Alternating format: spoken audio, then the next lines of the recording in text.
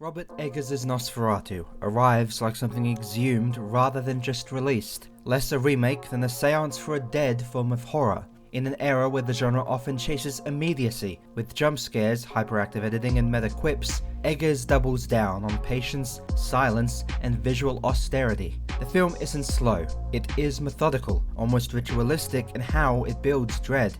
Instead of treating the original 1922 film as a museum piece to be updated with modern polish, Eggers treats it as a cursed object to be reactivated, asking what made its unease so durable and how that same crawling tension can be translated for an audience trained on streaming-era dopamine hits. His answer is not nostalgia but reconstruction, rebuilding the grammar of slow burn horror from the ground up, using period-accurate detail, oppressive atmosphere, and an existential rot to make the viewer feel as though the horror they have seen has been underway long before the first frame and might even continue until the very last.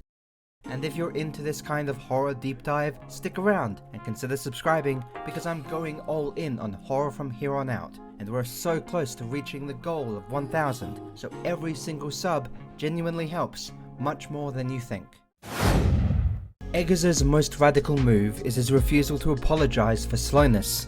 Nosferatu rejects the contemporary safety net of something must happen every few minutes, instead weaponizing stretches of near stillness as points where the audience's mind becomes complicit. The early acts linger on routines, letters written by candlelight, ships prepared in fog, domestic rituals in cramped German interiors, until normality itself begins to feel uncanny. Scenes don't hurry to their narrative point, they marinate in textures, the ambient groan of wood, a draft that keeps extinguishing flames, the camera staying half a beat too long on empty doorways.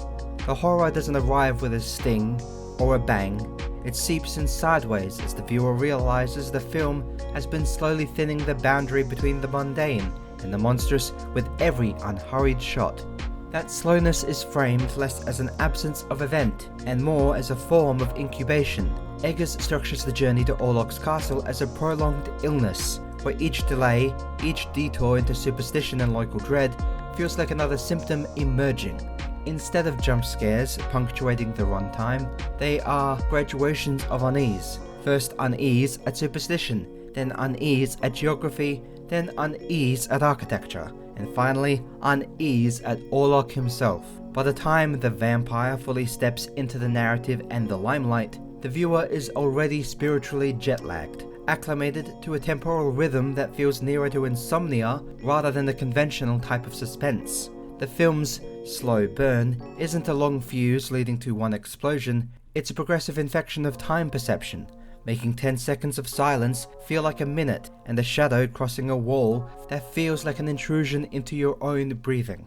Eggers also refuses the contemporary horror instinct to diffuse tension with irony. The characters never have the comfort of genre awareness, they never speak for the audience, never wink at the camera, never name the absurdity of their situation as a defense mechanism. This sincerity, maintained over a long runtime, is what makes the slowness dangerous rather than boring. Without irony as a pressure valve, the viewer is stranded inside the film's earnest dread, forced to sit with archaic fears that are treated as real and absolute. Monologues about plague, spiritual corruption, and damnation land not as melodrama but as a genuine worldview. And the lack of tonal variation means there is no clean exit. The slow pacing therefore becomes a theological cage. You are stuck in this system of belief until the film decides to release you, and it takes its time deciding. The cumulative effect is that Eggers makes patience itself feel like a risk. The longer you stay within the film's minor gestures, the twitch of a curtain when no one is there, a village crossing themselves at the sound of distant bells, the more you begin to sense patterns that might not even exist, you become paranoid, scanning corners of the frame, rehearsing possible terrors that never quite manifest. This is slow burn horror at its most insidious, not just taking time, but using that time to recruit the audience's imagination as a co-author of dread. Eggers revives a mode of horror where the scariest things on screen are the spaces where nothing is happening at all, because by that point, you no longer trust nothing to stay nothing for very long. If pacing is the skeleton of Eggers' slow burn, his visual and sonic design is the flesh that rots upon it. Nosferatu's image making is obsessed with verticals, looming towers, narrow corridors, staircases that vanish into blackness. The frame often feels taller than it is wide, compressing characters into a world built to dwarf and consume them. Eggers draws heavily from German expressionism without merely imitating it. Instead of stylized painted sets, he sculpts real locations, crumbling castles, damp ports, claustrophobic town squares, and then shoots them as if the architecture itself is hallucinating. Buildings tilt subtly and lens distortion, fog swallows half the depth of field, and candlelight carves the human face into something barely recognizable.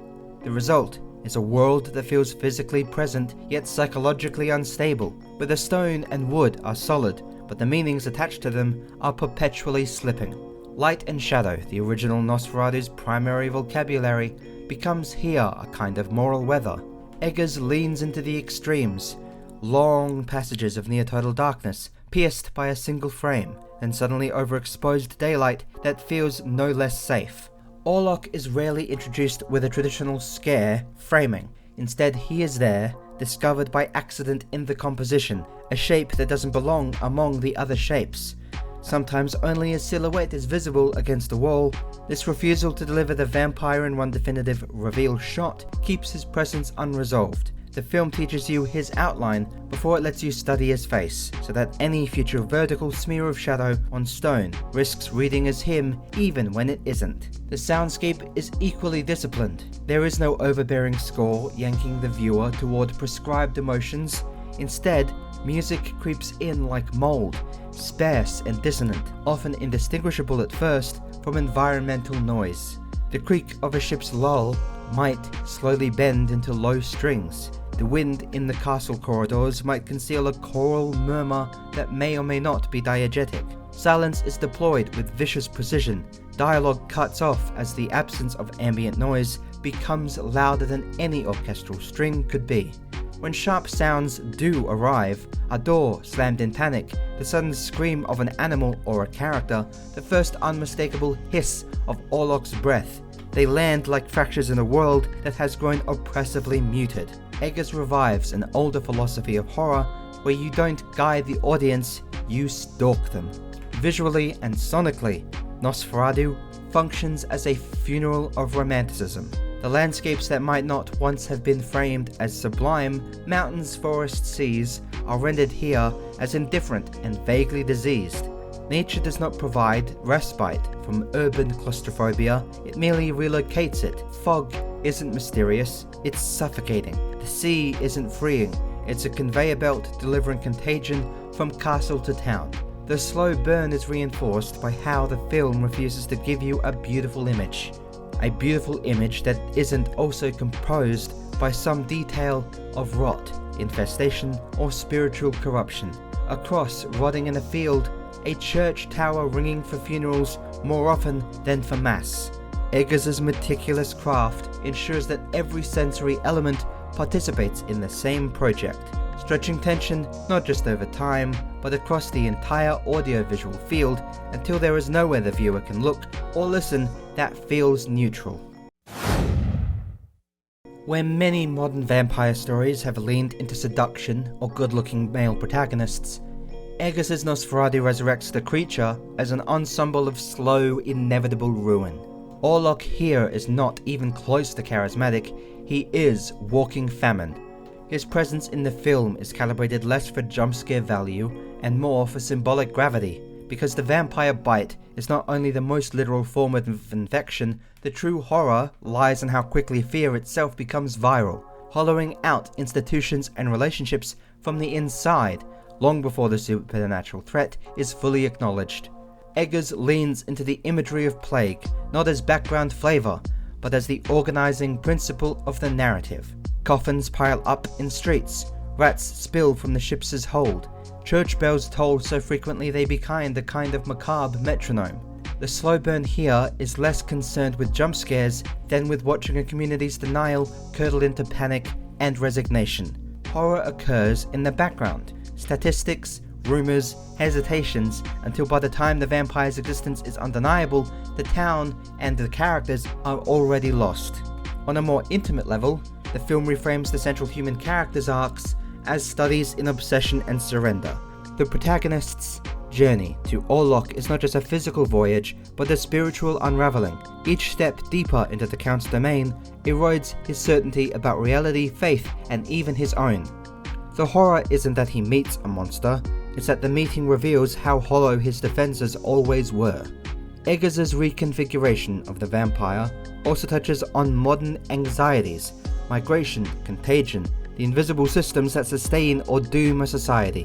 The Count is not simply about one thing, he is a concentration of overlapping fears, of foreignness, of disease, of predatory desire, of death without meaning. This refusal to over-explain keeps the creature fundamentally opaque, which is vital for slow burn horror, because once a monster is reduced to a single theme, tension evaporates.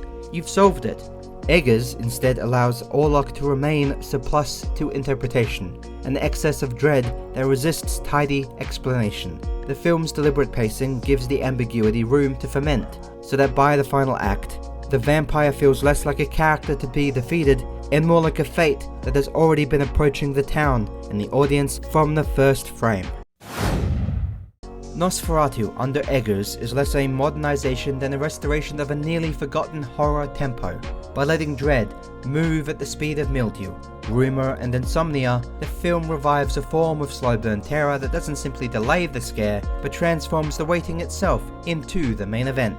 Through ruthless control of pacing, an architecture of images and sound designed to erode comfort rather than provoke startle, and the vampire reimagined as the embodiment of long-term catastrophe, Eggers pulls the genre back towards its oldest, most ritualistic instincts.